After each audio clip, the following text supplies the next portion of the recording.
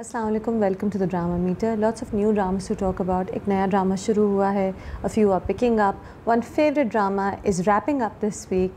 So much to discuss and let me know what you think and if you agree with me in the comments.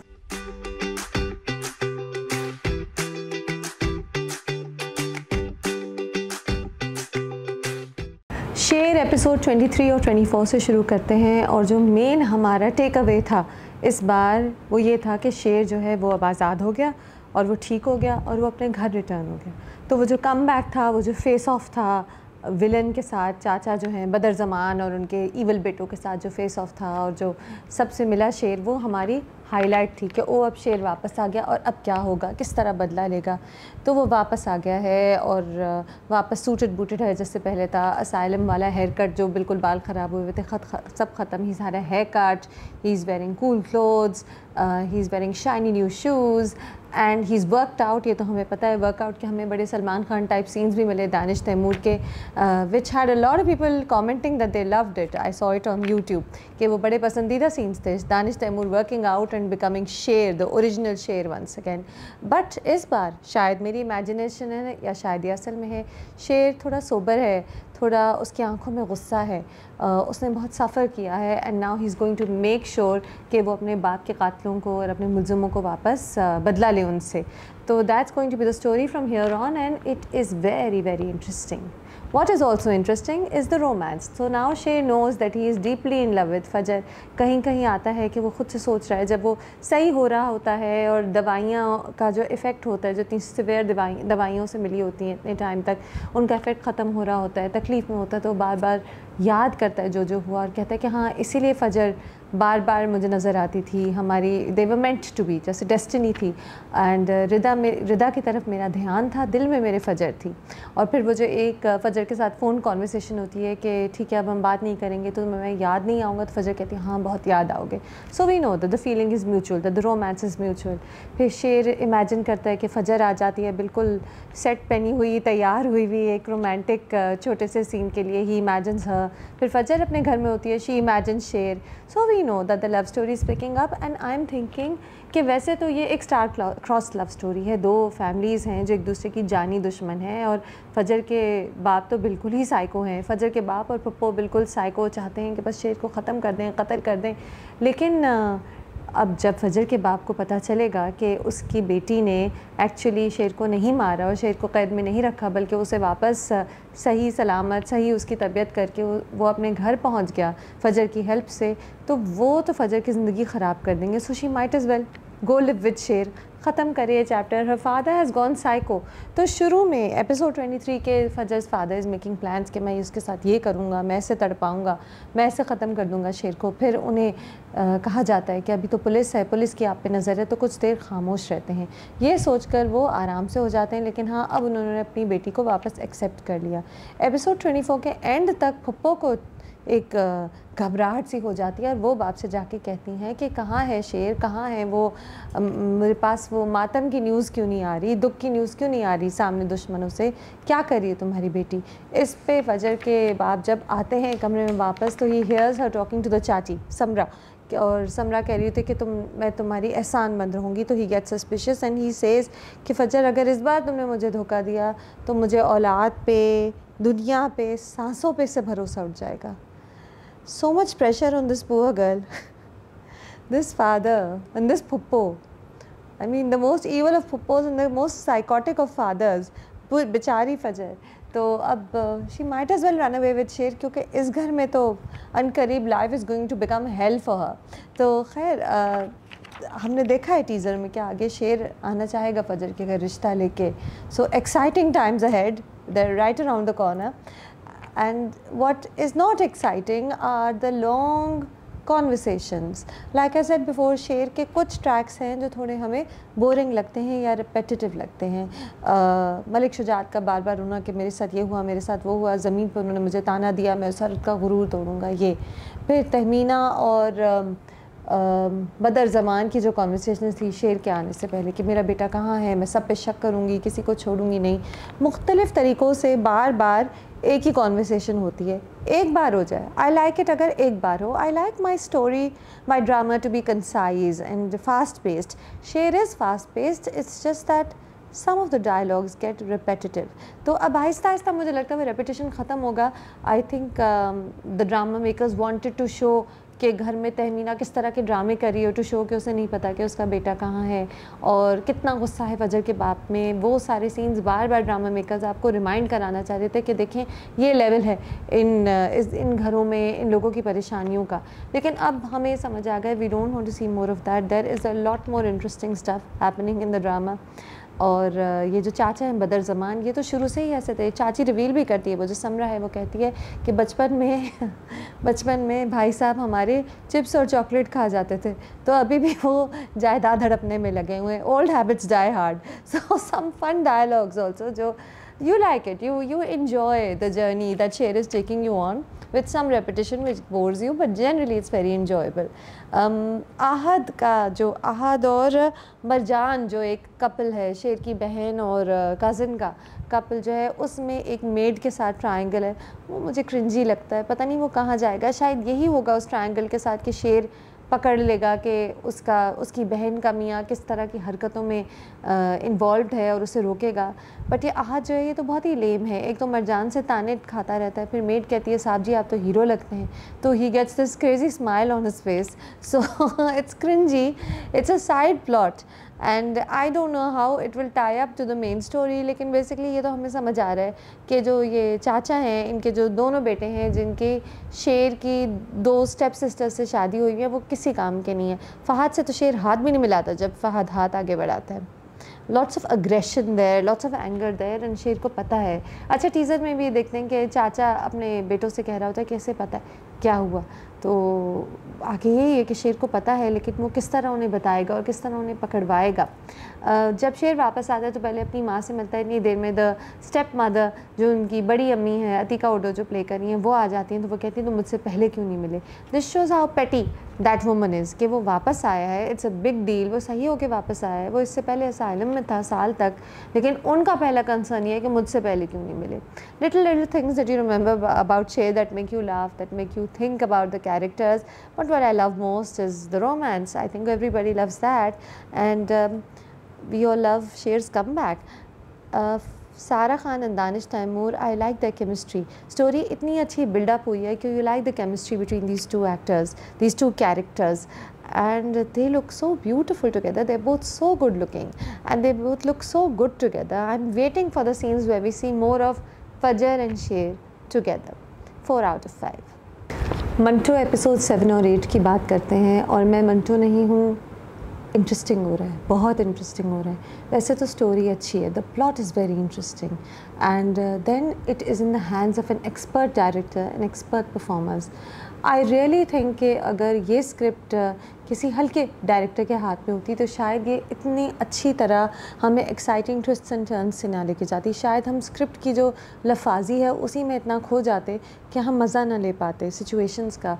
But Nadeem Baig is a pro at this. He is so good at maneuvering Khalil Saab's scripts. He is so good at extracting powerful performances from his actors. It's a great ensemble cast. एक से एक अच्छे actors हैं. आपको समझ नहीं आता कि हर एपिसोड में किसकी सबसे अच्छी परफॉर्मेंस थी. इतनी सारी अच्छे scenes होते हैं और performances होती हैं. Also the shots are beautiful. Nadeem shots are gorgeous. The sunlight, the interiors, जो घर हैं, जो characters हैं, कितने खूबसूरत लगते हैं. उनकी different expressions कैसे capture होते हैं. It's like watching a movie. And you know, मैं मंटो नहीं हूँ, CinemaScope में I guess shoot हुआ है, so I don't want to watch it on my phone. I make it a point to watch it on my TV because it's that kind of drama. It's larger than life.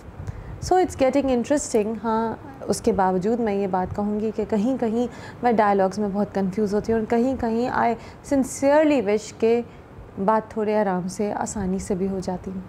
लेकिन खैर बड़ी बातें हुई. Episode 7 and 8 were full of different conversations, you know. लड़कियों की परवरिश की बात हुई, जो लड़कियां घर से भाग जाती हैं उनके साथ क्या होता है, लड़कियां जो पार्टियों में मिलती हैं वो किस तरह के रिस्क्स में होती हैं, डर की बात हुई, डरपोकों की बात हुई, मेहमल की मंगनी की बात छिड़ी और शायद हो ही जाएगी अगले एपिसोड तक। तो बहुत सी डिफरेंट कॉन्वर्सेशंस और डिफरेंट सीन्स हमें मिले मेमंटो नहीं हूँ में। हाँ, शुरू में ही एपिसोड 7 के एक बात हुई कि गुंडा अपनी ताकत से तो नहीं बनता, डरने वाले के खौफ से बनता है। ये शायद मेमंटो नहीं हूँ का मेन एक कंक्लूजन भी होगा कि गुंडा जो होता है वो क्योंकि आगे के लोग डरते हैं, वो जो खौफ वो इंस्पायर करता है उससे वो गुंडा बनता है। शायद यही कहानी होगी कि कैसे मंटो जो थे वो डरते थे, सर मंटो, और आहिस्ता आहिस्ता वो इस डर को ओवरकम करेंगे और फिर गुंडा उनके आगे गुंडा नहीं रहेगा और वो असल वो वाले मंटो, राइटर मंटो जैसे हो जाएंगे। यही कहानी का शायद कंक्लूजन होगा, लेकिन अभी कंक्लूजन बहुत दूर है, अभी तो बड़े ट्विस्ट्स हैं। So Humayun Saeed, you know, he sheds away his star status. कहीं नहीं लगता कि मैं स्टार हुमायूं सईद को देख रही हूँ। You are watching an absent minded scared professor, जिसे समझ नहीं आता, जो कहीं कहीं फंबल करता है, रात को जाग के मुख्तलिफ़ कश्मकशों में रहता है। तो really sweet performance by him, it's such an adorable cute character. And अब वो जब उन्होंने गार्ड्स लेके चले गए वो अपने साथ, तो अब उन्हें शर्मिंदगी हो रही है कि सब मुझे डरपोक लग रहे हैं। बीच रात में स्मारिया को फ़ोन करते हैं, कहते हैं कि आपको क्या लगा मैं डरपोक हूँ, इसलिए मैं गार्ड्स को लेके आया। और फिर बीच रात मेहमल को भी फ़ोन करते कि मेहमल अगली बार गार्ड्स ना देना। सो यू नो, ये एक उनकी कश्मकश है। अब वो बहुत डर रहे हैं। अगले दिन मिस मारिया के साथ वो गाड़ी में बैठ जाते हैं, तो वो कहती हैं कि आप अब वॉक करके जाएं, अगर आप डरते नहीं, आप अपने अंदर से डर निकालें, आप मेरी गाड़ी में बैठ गए ये सोच के कि जो वो हैं गुंडे जो हैं बिन्यामीन के जो लोग हैं वो आपको पहचानेंगे नहीं, अब आप यहाँ से लेकर यूनिवर्सिटी तक वॉक करें। जब वो बेचारे वॉक करने उतरते हैं और बड़ी गर्मी में देर तक वॉक करनी है, तो उन्हें वही मिल जाते जिससे उन्हें डर लग रहा होता है, Farhad. Now that scene, Farhad and Manto in a car together, very enjoyable. तो वो घबरा रहे हैं, सर मंटो घबरा रहे हैं, डर रहे हैं, and Farhad is this cool calculating villain. वो बात तो कर रहा है हंसते हंसते, सारी रिस्पेक्टफुल बातें कर रहा है, बहुत तमीज़ से बात कर रहा है, सॉरी भी कह रहा है, लेकिन असल में आपको कॉन्स्टेंटली लग रहा है कि no, he doesn't mean it, no of course he is not as nice as he seems. तो there is a lot of coldness and villainy under that exterior. तो you feel that when Farhad talks to Sir Manto कि you know ये कह रहा तो सब कुछ है, लेकिन ये कभी भी किसी पॉइंट पे भी बहुत डेंजरस हो सकता है। There is that element of danger there, very sinister. तो अजान समी Khan is acting like such a thorough villain, और अजान इससे पहले हमेशा से good characters में नज़र आए, and anybody who knows Azan knows he's such a great guy, good guy, sweetness and light all over.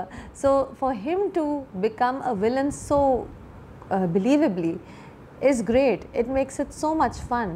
And I'll skip on to एक और scene जो I think Azan का सबसे अच्छा scene अभी तक था इस ड्रामे में, where Ifra's father comes to her police के साथ और कहते हैं कि बता दो ज़िंदा है कि मर गई इफ़रा। तो मुख्तलिफ़ बातें वो कहता है फरहाद, वो कहता है कि मुझे क्या पता, और मेरी दोस्त थी, जैसे पार्टियों में मिलने वाली लड़कियां दोस्त होती हैं, और हाँ मैं कभी कभी अपार्टमेंट में सो जाता था, बहुत ड्रंक था तो सो जाता था। Complete lack of respect for the fact कि लड़की का बाप सामने है, कम्प्लीटली फीलिंगलेस कि एक लड़की है जो उनकी सपोजिटली दोस्त थी, जिसके कहते हैं वो बॉयफ्रेंड थे, वो खो गई है, कोई फ़िक्र नहीं है, कुछ नहीं है। और फिर जब वो रोते हैं, वो बेहाल होकर इफ़रा के फ़ादर रोते हैं, तो वो कहता है कि मुझे आप पे तरस आ रहा है, आप उसके फ़ादर हैं, लेकिन बात यह है आपकी बेटी का कैरेक्टर अच्छा नहीं था, और इसीलिए अगर कैरेक्टर अच्छा होता, आप सही टाइम पर उसे रोक लेते, तो आज हमें उसे ढूंढना नहीं पड़ता। इस पूरी बात में थ्रेट है, डबल मीनिंग है। He is saying it in a kind way, supposedly कि अंकल मुझे आप पे तरस आ रहा है, लेकिन कैसी बात कर दी, उसकी बेटी के ऊपर कैरेक्टर पे भी कह दिया, एक थ्रेट भी दे दी कि अगर आपने इस बात को परस्यू किया, आपने और तंग किया, तो मैं आपकी बेटी की बदनामी भी कर लूँगा। तो उससे एक फ़ीलिंग आई कि वाकई इसी ने कुछ किया है इफ़रा के साथ, इसी ने किया है, but he doesn't care and he knows that he is protected, क्योंकि वो बिन्यामीन का बेटा है जिसे पुलिस छू नहीं सकती। इतनी कोल्डनेस है उस सीन में, it is so well done, and बस it's a great performance, the body language, the eyes, the tone, Azan does it also well. उससे पहले फरहाद और उसकी बहन के सीन में भी, जब वो उसकी बहन कहती है बताओ ज़िंदा है कि मर गई, तुमने उसके साथ क्या किया है, एंड तुमने उससे चीट किया था और मैंने उससे कहा था तुम्हें छोड़ दो, तब भी वो is just playing the piano, he doesn't care, he is like मुझे क्या पता ज़िंदा है कि मर गई, मैं क्या कर सकता हूँ, he doesn't care. Of course he knows what has happened, लेकिन उसने कर लिया जो उसने करना था। शायद वो ऐसे करता रहता है, शायद वो बिन्यामीन का बेटा है और इतना पावरफुल है और इतना ईवल है कि वो जो मर्ज़ी करता रहता है, and he gets away with it. So it's a great role, it's a great character, you are drawn to it. ये villain है, ये evil है, लेकिन ये villain आगे क्या करेगा? You keep thinking about it. Very powerful scene. I really enjoyed it, and I'm looking forward to seeing more of Farhad. What more evil he'll do. इफ़रा की बात मैंने बीच में छोड़ी, तो इफ़रा कहाँ गई? अब ये है कि इफ़रा जो थी वो खो गई, तो पहले इफ़रा के बाप आए कॉलेज कैंपस, सर मंटो से मिले, एक लंबी सी कॉन्वर्सेशन हुई सर मंटो के साथ अबाउट इफ़रा, जिसका कंक्लूजन ये था कि इफ़रा नाराज़ होकर घर से चली गई थी और फैमिली का उससे बहुत कम राब्ता होता था। एंड उसके बाप कहते हैं इफ़रा के कि लड़की पता है क्यों भागती है, क्योंकि हम उसको बांध के रखते हैं और जब वो छूट जाती है तो रस्सी जिससे बांधा होता है उसे लहरा रहे होते हैं। कुछ ऐसी बात उन्होंने की, और लड़की पुल पे मार्च कर रही होती है और पुल टूट जाता है, परेड करती हुई लड़की बेटी, पुल टूट जाता है। यहाँ पे आई जोन्ड आउट, आई नो के लफाजी थी, खलील साहब ने डिफरेंट फ्रेजेस यूज़ की थी और डिफरेंट मेटाफॉर्स के थ्रू आपको बात कहने की कोशिश की थी, लेकिन हर चीज़ इतनी कॉम्प्लिकेटेड जब होती है तो आप कहते हैं कि क्या ज़रूरत थी। It would be so much better कि अगर it would have been so much better अगर इफ़रा के बाप कह देते कि मेरी बेटी भाग गई, मैं बहुत परेशान हूँ, मेरी बेटी भाग गई थी, मुझसे दूर रहती थी, मुझे पता नहीं है वो कहाँ है, मैं बहुत परेशान हूँ कि वो ज़िंदा है कि मर गई। इतने आराम से बात हो जाती है, लेकिन जो भी आता है इस ड्रामे में वो गोल गोल रिडल्स में और पोइट्री में बात करता है। Not everything should be poetic, and I think this will be a problem throughout with Manto कि despite the story being extremely interesting, हम कहीं कहीं खो जाएंगे कि सब कह रहे क्या हैं। उसके बाद इफ़रा के बाप की सिराज अमृतसरी से बात हुई, वो फिर भी रिलेटिवली क्लियर बात थी, जिससे आपको एक थॉट प्रोसेस नज़र आई कि किस तरह लड़कियां बहुत बार अपने घरों को छोड़ देती हैं और फिर वो कैसे ट्रबल्स फेस कर सकती हैं और क्यों वो छोड़ती हैं, माँ बाप की क्या गलतियाँ होती हैं जिनसे मजबूर होकर लड़कियां उनसे दूर चली जाती हैं, बेटियां उनके उनसे दूर चली जाती हैं, और किस तरह इफ़रा शायद अकेले रह रही थी और अपनी फैमिली से अबैंडन फील उसने किया होगा, and then she went into the wrong company and now perhaps she has met a tragedy. Is Ifra alive, और या फिर फरहाद ने उसे मार दिया है। अब पुलिस जब आई इफ़रा के फ्लैट में तो उन्होंने कहा यहाँ कुछ हुआ है, यहाँ कुछ हुआ है, उसकी शायद इयररिंग या नोज़ पिन मिला जिसको देख देख के उसके बाप रोए। कुछ तो हुआ है, ये तो हमें पता है, लेकिन क्या फरहाद ने गुस्से में आके उसे मार ही दिया या वो कहीं ट्रैप्ड है? मुझे लगता है कि इफ़रा इज़ नो मोर, मुझे लगता है फरहाद ने मार दिया। एंड एक तो ये कि फरहाद जो है बहुत ही केयरलेस हुआ है उसके बारे में कि ज़िंदा है कि मर गई, क्या फ़र्क पड़ता है। इफ़रा का बाप भी बड़े आराम से एंड में जाके वो मान जाता है कि इफ़रा अब इस दुनिया में नहीं है, तो कहीं ये नहीं है कि वो इसे ढूंढते हैं, वो पता करते हैं कहाँ है, ऐसी कोई बात नहीं हो रही। इससे मुझे लग रहा है कि शायद वो मर गई है। दूसरी बात, another reason why I think Ifra is no more is because actress Hajra Yamin has not shared a lot about Manto. She has shared posts, she has shared reels, but बहुत ज़्यादा नहीं की, जिससे मुझे लगता है कि शायद उनका इस ड्रामे में रिलेटिवली छोटा रोल था, और जो ड्रामे के मेन टीजर्स हैं उनमें भी वो बहुत कम, बेयरली आई थिंक नज़र ही नहीं आई। Maybe it's because she had just this small role which she perform very well. Hajra is an amazing performer, but I think Ifra is no more. Farhad ने इफ़रा को ख़त्म कर दिया, और अब जब फिर हमें पता चल गया फरहाद कितना ईवल है, तो आगे आगे वो क्या ईवल हरकतें करेगा और किस तरह वो महमल की ज़िंदगी को उल्टा करेगा। अच्छा, नाउ ऑन टू महमल। महमल के पास जब लड़के वाले आए तो उन्हें एकदम से सर मंटो नज़र आए। शी सॉ विजन के सर मंटो आए हैं, और जो उसे कह भी दिया मंटो सर। उससे पप्पो बहुत परेशान हो गई, कहने लगी कि क्या तुम ऐसी हो या वो ऐसा है या तुम दोनों ही ऐसे हो। तो वो कहती है कि नहीं, मैं 21 हूँ, वो 41 है, ऐसी कोई बात नहीं है। तो जो हम सोच रहे थे वही बात महमल ने कह दी। क्या वाकई इस ड्रामे में कोई कन्वेंशनल रोमांस नहीं होगा महमल और सर मंटो का? There's a possibility, this might just be an unconventional romance which builds up right towards the end, or maybe there'll be no romance at all. Romance तो होगा, बिकॉज महमल बार बार जो सरमंटो की मुस्तकिल बात करती है, जो उसे वो इधर उधर नज़र आ जाते हैं ऐसे ही, और सरमंटो जैसे महमल की तरफ ड्रॉन होते हैं, there is something there, but I think it is very intelligently put together. तो हम जब ये महमल कहती है तो हम कहते हैं हाँ ये तो इम्पॉसिबल है, तो you know it's going to creep up on us rather than stare us in the face, ताकि हम ये ना कहें कि ये कैसे हो सकता है। अभी तो महमल की मंगनी हो रही है, और वो जो फियांसे है, I feel very sorry for him, she is not interested in him. वो कहता है कि मैं आपसे मोहब्बत करता हूँ, तो उस पर भी कुछ ऐसे ही कोई जवाब देती है, एंड थोड़ी सी फ्लर्टेशन करती है, थोड़ा सा छेड़ती है, लेकिन ज़्यादा बात नहीं करती। फिर एक पॉइंट पे वो कहता है कि मोहब्बत में जाने की बात जो करता है वो काफिर होता है, तो कहती है तो आपको कसम है आप जाइएगा नहीं, नहीं तो आप ईमान खो बैठेंगे। So she is टीजिंग him, she is flirting with him, but she is not saying that she likes him back. हाँ, वो ये कहती है कि अगर मुझसे पूछा जाएगा तो मैं इनकार नहीं करूँगी, लेकिन जब इफ़राक होती है और उसका मंगेतर टू भी आता है उससे कुछ बात करने, शायद वो उसी के घर में रहने आया हुआ है सेरेमनी तक, तो महमल उसे कहती मैं अभी बात नहीं कर सकती। बात पे वो उससे फ्लर्ट करता है, he makes passes at her and she just frowns, she doesn't even smile back. So this guy is in for a tough time, I feel sorry for him. On to miss Maria. तो miss Maria अभी तक also I like the fact कि कोई predictable तरीके से ये नहीं किया कि कोई रोमांटिक ट्रैक बिल्ड किया मंटो और मिस मारिया का। हाँ, हमें लगता है कि may be she likes him, but right now she is just his friend, she calls him out. जब वो डरपोकी वाली बातें करते हैं तो she calls him out, road पे चलाती हैं, लेकिन जब फरहाद से उनका सामना हो जाता है तो कंसर्न हो जाती हैं और कहती हैं कि आप तो बहुत डर गए होंगे, सांस हलक से नहीं निकल रही होगी। उस पर मंटो साहब कहते हैं कि मैंने सांस ली ही नहीं।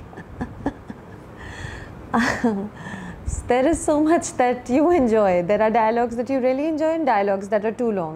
तो आई विश यू नो ये एक एडिटिंग ऐसी हो जाती, एक शिफ्टिंग हो जाती जिसमें लंबे लंबे बिलावजह के डायलॉग्स हटा के सिर्फ ये मज़ेदार बातें होती। I think the performances I loved best this time were Azan Sami Khan as Farhad, really gripping. Humayun Saeed as Manto is exceptional. I mean मुझे लगता ही नहीं मैं हुमायूं सईद को देख रही हूँ, मैं एक किरदार को देख रही हूँ जो क्यूट है, थोड़ा डरपोक है, कंफ्यूज रहता है। 4 out of 5। परवरिश एपिसोड्स 34-35 की बात करते हैं, एंड ज़ाहिर है अब ड्रामा ख़त्म हो रहा है। Such a well love drama, we've enjoyed this ride. Episode 34-35 हो गया और कभी मैंने कभी नहीं सोचा कि परवरिश लंबा खिंच रहा है या परवरिश में कोई सीन्स अननेसेसरी हैं। इतना अच्छा ड्रामा, इतनी अच्छी स्क्रिप्ट, इतनी अच्छी performances, an exceptional work, and I think it's going to set a benchmark for other dramas. It sets a new standard. And अब ड्रामा क्योंकि ख़त्म हो रहा है तो सारे जो डिफरेंट प्लॉट्स थे वो अपनी कंक्लूजन की तरफ जा रहे हैं। जैसे कि Amal is now, there is a slight romance starting off between Amal and Maaz. Sameer जो है वो अपना गेमिंग टूर्नामेंट जीत गया और आनिया जो है वो साइकाइट्रिस्ट के पास जा रही है। वली जो है उसका करियर टेक ऑफ हो गया, वो फ़हद मुस्तफ़ा से मिलता है, OST बना रहा है, कॉन्सर्ट में परफॉर्म कर रहा है। वली और माया की रिलेशनशिप भी अब आहिस्ता आहिस्ता कंक्लूजन की तरफ जा रही है। जेबी और महानूर की आपस में दोस्ती हो गई और अब वो मिल के अपने बच्चों की ट्रस्ट वापस गेन करने की कोशिश कर रहे हैं। एंड सुलेमान और जो है उसका एक सीन होता है जहाँ वो रोता है और अपनी बीवी से कहता है कि मैं तुम्हारे बगैर और बच्चों के बगैर नहीं रह सकता। Such a sensitive beautiful performance by Saad Zameer Faridi. He has played this character so well. Suleman एक इतना लाइकेबल कैरेक्टर था थ्रू आउट दिस ड्रामा। ना वो लाउड था, ना वो बहुत ही इमोशनल था, उसकी थोड़ा काम था और कलेक्टेड था, इंटेलिजेंट था, इमोशनली सेंसिटिव एक आदमी था। अगर ग्रीन फ्लैग ड्रामों में आप देखें तो green flag is Suleman, a great father, a great son, a great husband, also a very sensitive brother. तो इतना अच्छा वो सीन था जहाँ वो रोता है और अपनी बीवी से कहता है कि मुझे तुम्हारी सपोर्ट की ज़रूरत है, मुझे तुम सबकी ज़रूरत है, मैं जेबी की तरह स्ट्रॉन्ग नहीं। एंड बस you smile during that scene. दूसरी तरफ आपके पास वली का ट्रैक है, तो वली के एक पूरी डिफरेंट अप्स एंड डाउन्स थे इस एपिसोड में, इन 2 एपिसोड्स में, 34 और 35 में। सबसे पहले तो there is that cute scene where they meet Fahad Mustafa and OST की बात शुरू होती है, फिर कॉन्सर्ट की बात शुरू होती है। बॉस ने उसके लिए कॉन्सर्ट लाइनअप किया है एंड फिर परफॉर्म करता है, he does it very well, but then tragedy strikes. हमें पता था कि ये आने वाली है, कि he comes back and he comes back with Sameer and boss का इंतकाल हो चुका होता है, he is in the studio. और इतनी अच्छी परफॉर्मेंस है वो समर जाफरी की, जहाँ आंखों में दुख है एंड कुछ बोला नहीं जा रहा and he just feels lost और broken and it's very natural. कोई फजूल का शोर नहीं है, फजूल के रोने नहीं है, ओवर एक्टिंग नहीं है, बहुत नेचुरल, बहुत जेन्युइन है। वाकई लगता है कि मैं समर जाफरी को नहीं देख रही, मैं वली को देख रही हूँ, जिसे समझ नहीं आ रहा एक यंग सा लड़का है और उसे एक काफ़ी वो लॉस था अपनी ज़िंदगी के एक बहुत मुश्किल मरहले में, उसमें एक आदमी मिला जिसने उसे बाप की तरह, बड़े भाई की तरह गाइड किया, प्यार दिया और सपोर्ट किया, और एकदम से वो इस दुनिया से चला गया। So the pain that you see, it's Wali, you feel like you seeing Wali and not Samar Jafri. Such a good performance. Samar Jafri is immensely talented. I am looking forward to seeing what he does next, and I hope it is just as remarkable as the work that he's done in Parvarish. फिर boss की रद्द के साथ साथ फिर अब जेबी और वली का ट्रैक खुल रहा है, जो कब्रिस्तान में सीन होता है, जहाँ जेबी जो है देखता है कि वो बॉस की कब्र की मिट्टी अपने चेस्ट पे लगाता है टू शो के, जैसे वो बॉस को अपना बाप मानता है, और जेबी का जो दुख है, और फिर वो कन्फेस करता है महानूर को कि मैं जानता था इस आदमी को और मैं इसके थ्रू वली पे नज़र रख रहा था, तो मैं हमेशा उसके साथ ही था, जब वो समझता था वो अकेला था तब भी मैं उसके साथ था। तो उससे थोड़ा हमें समझ आता है कि जेबी इतना भी कोल्ड हार्टेड नहीं। हम कहते थे एक ऐसा बाप है कि बेटा रोडों पे है, एक अननोन स्ट्रेंजर के साथ है and he is not bothered, America चला गया उठे, लेकिन वो अनबॉदर्ड नहीं था, उसे पता था, वो बस दूर दूर से अपने बेटे पे नज़र रख रहा था। उसके बावजूद एक पॉइंट पे जेबी कहता है कि जब वो एयरपोर्ट में जा रहा था और वो मुझसे मिलने आया तो मैंने बड़ी मुश्किल से उसकी तरफ नहीं देखा कि अगर मैं इस वक्त उससे मिल लिया तो हम दोनों वापस उन्हीं मसलों में पड़ जाएंगे। ये बात मुझे समझ नहीं आई। I felt that this did not add up. कौन से मसले सॉर्ट हो जाते if he knew that there were problems, if he knew के मसले थे तो उस वक्त वो अपने बेटे से मिल लेता और उन मसलों को पीछे छोड़ के नई सिरे से रिलेशनशिप या ट्रस्ट अपनी बिल्ड करता। ये जो जेबी ने किया it was so hurtful.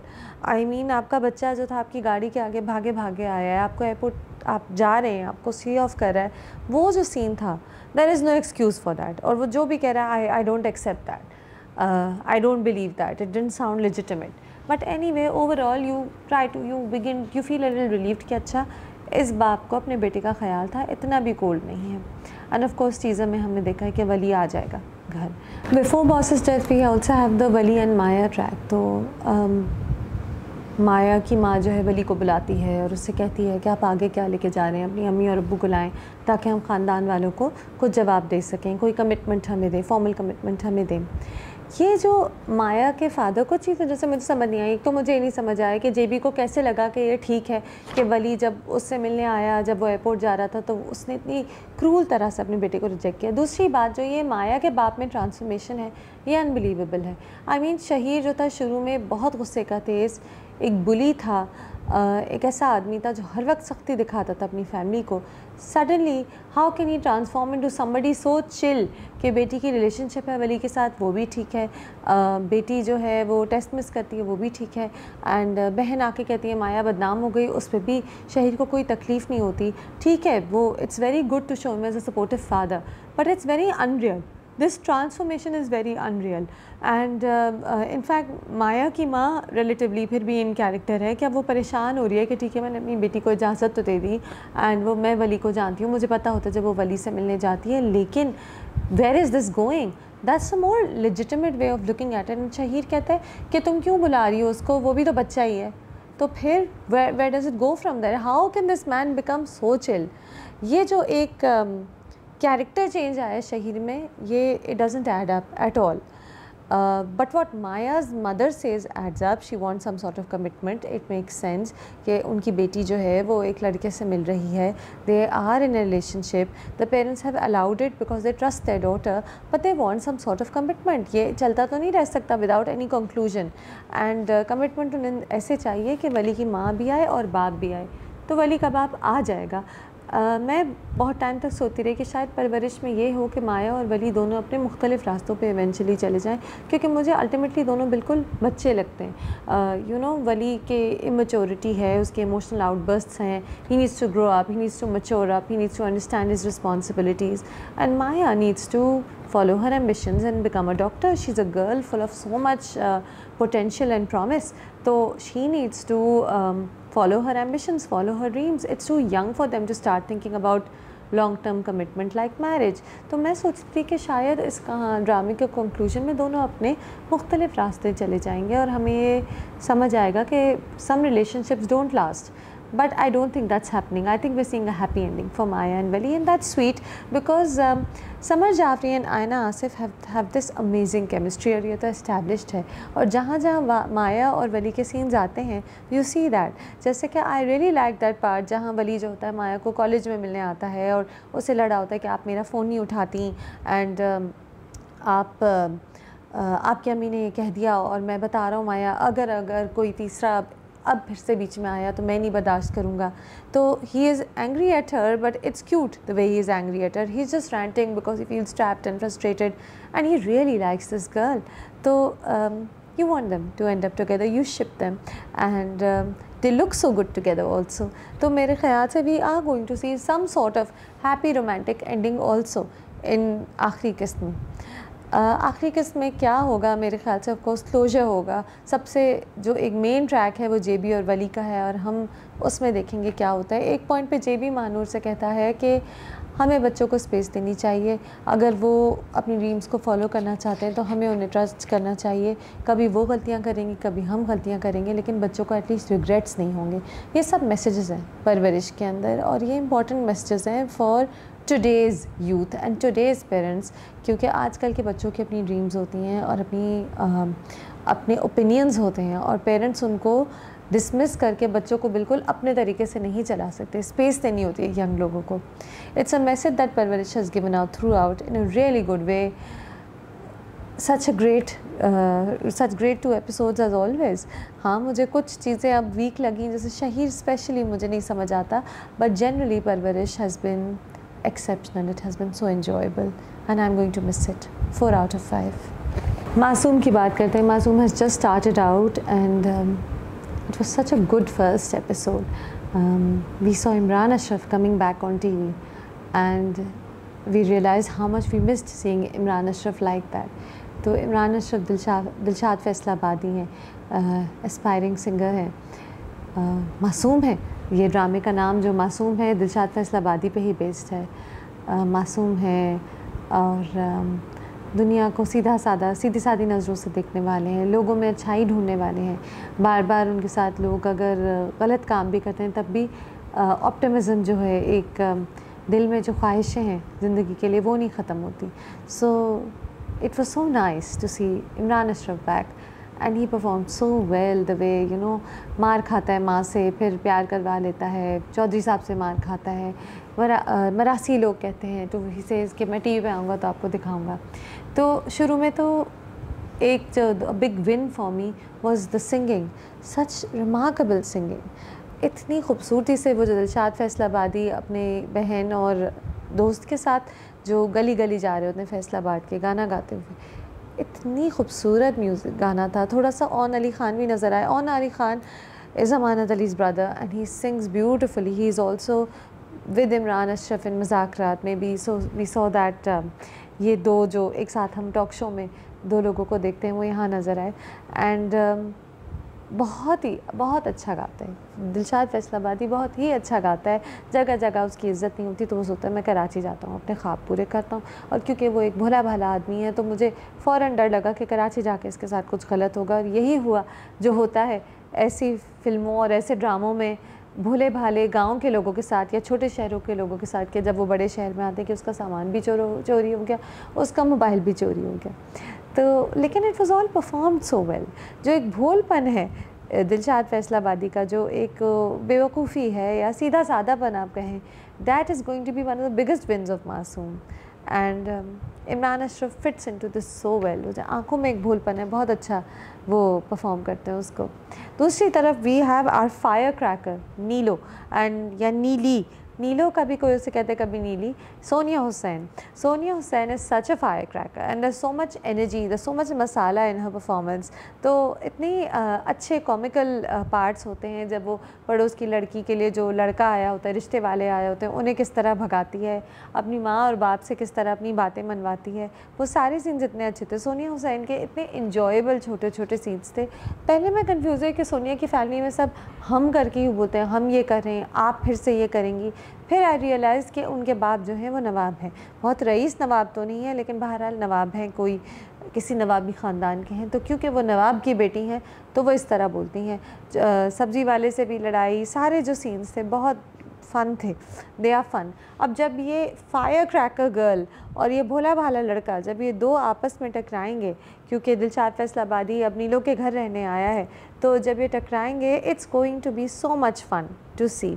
Dialogues बहुत अच्छे हैं, कहानी की फ़्लो बहुत अच्छी है, कहीं मुझे स्टूपिड नहीं लगी कहानी या अननेसेसरी जो होता है ना, अननेसेसरी ह्यूमर ठूसने, वो नहीं लगा। कैरेक्टर्स इतने स्वीट और even funny at some times हैं कि आप स्माइल करते हुए देखते हैं। Masoom, I hope it continues to be this good, this was a great beginning, 3 out of 5. Diane episode 47 and 48 and oh, we're on to a lot more murder and a lot more scary stuff now. This is great. अब डायन में अब आप सबसे ज़्यादा सोचते हैं कि डायन में असल डायन कौन है? ज़वार शाह है। असल विलन आपका डायन या जो भी आप कहें, ईविल विलन जो है वो ज़वार शाह है। तो मीशा को वो कहता है कि मैं तुम्हारे बग़ैर अब नहीं रह सकता। बार बार स्टडी में जो उनकी रात को मीटिंग्स होती हैं, सीक्रेट रोमांटिक मीटिंग्स, तो वो कहती ठीक है आप शबाब को डिवोर्स दे दें। You can see that this man is tempted, he is now so attracted to this nanny that he is very willing to divorce his wife. अगले दिन सुबह वो लड़ता भी है उससे इतना और कहता है कि तुम्हें क्या प्रॉब्लम है मेरी शादी कर होने से मीशा से, तो मैंने तो निहाल से मेरी शादी कराई थी। तो शबाब ने जो मियाँ को एक बार ख़राब किया तो अब तो वो ख़राब हो ही गया, अब तो वो इधर उधर देखेगा ही। तो अब वो मीशा की तरफ अट्रैक्ट हो गया और शबाब बस सर पकड़े बैठी है।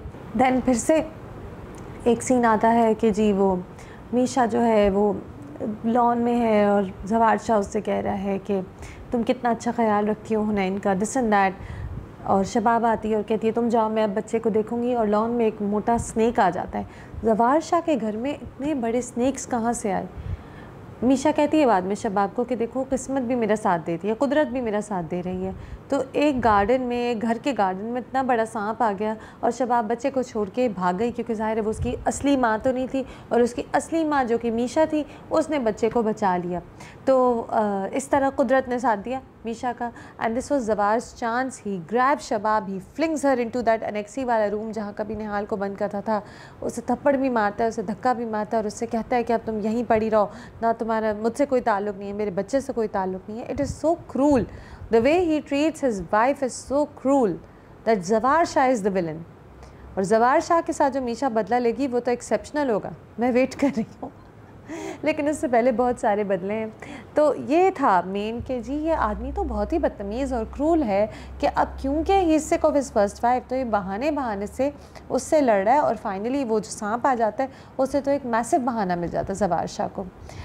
शबाब जो है वो अब फौजिया के साथ मिल गई है और दोनों मिल के ये जो दो एनिमीज़ थे, ये नंद और भाभी जो पहले एनिमीज़ थे, अब इन्होंने दोस्ती कर लिया आपस में और ये मिल के मीशा को हराएंगे इवेंचुअली। लेकिन उससे पहले आमिर के साथ बदला लिया जाता है। तो आमिर जो है पहले तो दिखाते हैं मीशा से फ़्लर्ट कर रहा है, उसे जेवर गिफ्ट दे रहा है। मुझे नहीं समझ आया कि मीशा को आमिर के साथ फ़्लर्ट करने की क्या ज़रूरत थी जब उसने आमिर को ट्रैप करके ऐसे मरवाना था अपने डॉक्टर, जो उसके बाबा हैं जो डॉक्टर हैं, उनके थ्रू। ये मुझे नहीं समझ आया। लेकिन बहरहाल पहले तो दिखाते कि मीशा फ़्लर्ट कर रही है और कह रही है कि अभी तो रात बाकी है और जी जेवर ले रही है। और फिर जब आमिर से बदला लेने का वक्त आता है तो वो बस उससे गन पॉइंट पे एक जगह पे ले जाके बंधवा देती है और वहाँ पे डॉक्टर साहब आते हैं एंड आमिर के साथ फिर होता है, बहुत बुरा होता है। बट फिर मीशा को ज़रूरत क्या थी आमिर के साथ फ़्लर्ट करने की? अननेसेसरी। बट खैर अब जो डॉक्टर हैं, जो मीशा के बाबा हैं, वो वैसे तो प्लास्टिक सर्जन हैं लेकिन हमें पता है वो बहुत एक्सपर्ट डॉक्टर हैं, वो हर चीज़ के डॉक्टर हो सकते हैं। तो अब वो लेकर आए हैं अपने इंस्ट्रूमेंट्स और वो आमिर का कोई बॉडी पार्ट काट रहे हैं। मुझे नहीं पता क्यों, और मुझे नहीं पता कौन सा बॉडी पार्ट। अब पता चलेगा, जब तक ये रिव्यू आएगा, अगला एपिसोड आ गया होगा तो हमें पता चल जाएगा। और उनके साथ नर्स जो है वो मीशा बन जाती है। तो ये नहीं समझ आ रहा कि उसका क्या बॉडी पार्ट काट रहे हैं, क्यों काट रहे हैं, और उसे सीधा सीधा मार क्यों नहीं देते।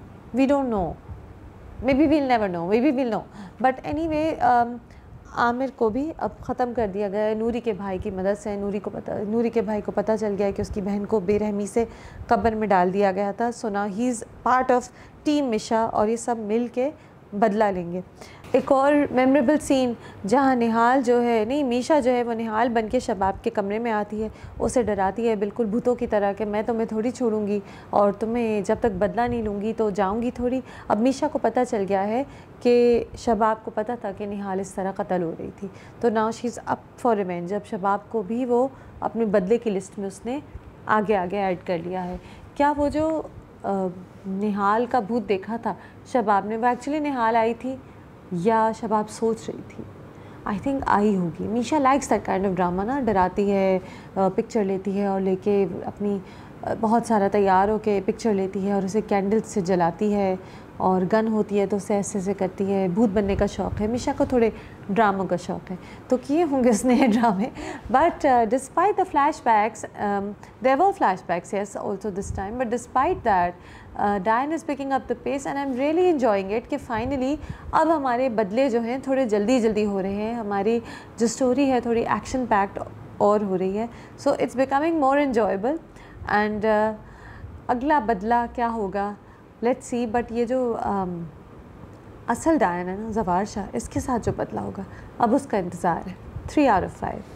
That's it for this time. Till next time, let me know in the comments if there are other dramas that you'd like me to review. I will be reviewing many others in the coming weeks.